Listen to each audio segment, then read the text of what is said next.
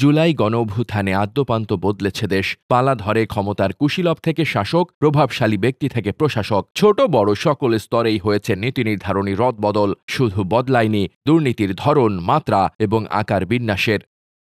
বলছি সমবায় মন্ত্রণালয় অধীন বাংলাদেশ দুগ্ধ উৎপাদনকারী সমবায় ইউনিয়ন লিমিটেডের প্রতিষ্ঠান মিল্কভিটার কথা। আওয়ামী ফ্যাসিস্ট দুর্নীতিবাজদের কবল থেকে দেশ রক্ষা হলেও স্পর্শকাতর ভোগ্যপণ্য দুগ্ধ এবং দুগ্ধজাত পণ্য প্রক্রিয়াকরণে শীর্ষ প্রতিষ্ঠানটি রক্ষা পায়নি এখনও।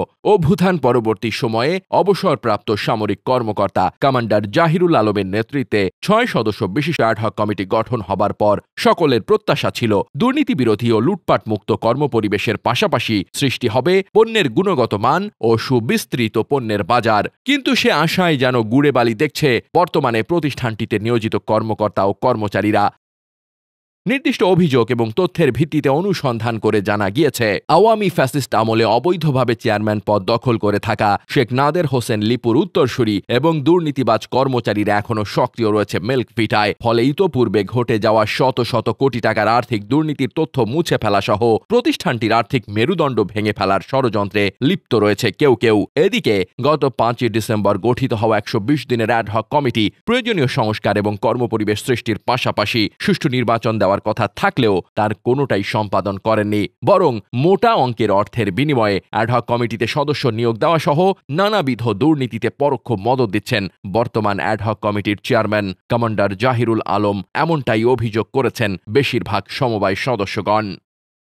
মিল্কভিটার গুরুত্বপূর্ণ কর্তা ব্যক্তি থেকে কর্মচারী এমনকি সমবায় সদস্য ও সহযোগীদের মতামত নিয়ে জানা গিয়েছে, দুগ্ধ উৎপাদন, পরিবহন ও বিপণন ব্যবস্থার কোনো অংশেরই ব্যবহারিক জ্ঞান রাখেন না বর্তমানের অ্যাডহক কমিটির চেয়ারম্যান সহ অন্যান্য সদস্যরা। ফলে সামগ্রিক অর্থে প্রান্তিক পর্যায়ের খামারি থেকে শুরু করে কেন্দ্র স্থানীয় বাজার ব্যবস্থাপক পর্যন্ত ব্যাপক ক্ষতির সম্মুখীন হয়েছেন। বিশেষ করে গেল রমজান মাসে প্রতিদিন প্রায় 5 লক্ষ লিটার শুধুমাত্র রাজধানীর একাংশে চাহিদা থাকলেও সরবরাহ করা যায়নি 1 লক্ষ লিটারের বেশি। ফলে দুগ্ধপণ্য অপচয় সহ প্রয়োজনীয় জনশক্তি ব্যয় এবং বিপুল পরিমাণ অর্থের অপচয় হয়েছে বলে জানিয়েছেন গুরুত্বপূর্ণ সূত্র।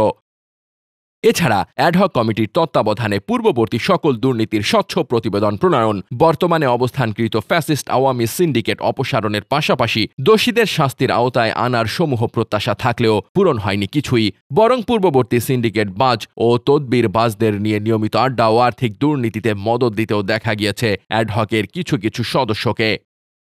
বিশেষ করে অ্যাডহক কমিটির সদস্য জেড.ওয়াই খান মজলিস এবং মোহাম্মদ মোস্তাফিজুর রহমানের বিরুদ্ধে অবৈধ তদবির বাণিজ্যের অভিযোগের পাশাপাশি দুগ্ধ ক্রয়ের কার্যাদেশপত্র প্রদান থেকে শুরু করে বাজার বিপণনের ক্ষেত্রেও পাওয়া গেছে দুর্নীতির বিস্তর অভিযোগ। অতি সম্প্রতি কোনরূপ আলোচনা ছাড়া 2 দফায় 8 টাকা বৃদ্ধি করে কার্যাদেশ দেবার ফলে স্বল্প সময়ের ব্যবধানে প্রতিষ্ঠানটি 10 কোটি টাকার অধিক ক্ষতির সম্মুখীন হয়েছেন, এমনটাই দাবি করেছেন প্রতিষ্ঠানটির ঘনিষ্ঠ একাধিক সূত্র। এছাড়াও প্রান্তিক পর্যায়ে প্রতিটি কার্যাদেশ থেকে নির্দিষ্ট হারে কমিশন নেওয়ারও অভিযোগও তুলে এনেছেন কেউ কেউ।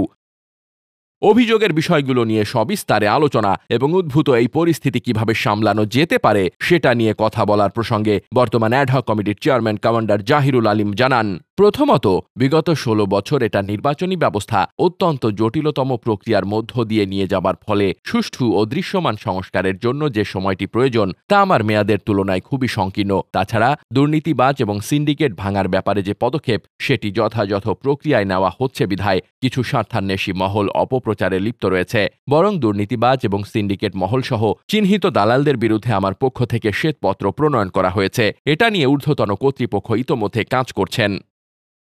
বিশেষ পরিসরে প্রয়োজনীয় ব্যবস্থা গ্রহণের পাশাপাশি অতি সত্বর একটি সুষ্ঠু নির্বাচন অনুষ্ঠান এবং প্রতিষ্ঠানটির জন্য কল্যাণকর কর্মপরিবেশ ও বাজার ব্যবস্থাপনা গড়ে উঠুক, এমনটাই প্রত্যাশা সকলের। ডেস্ক রিপোর্ট, বার্তা বাজার।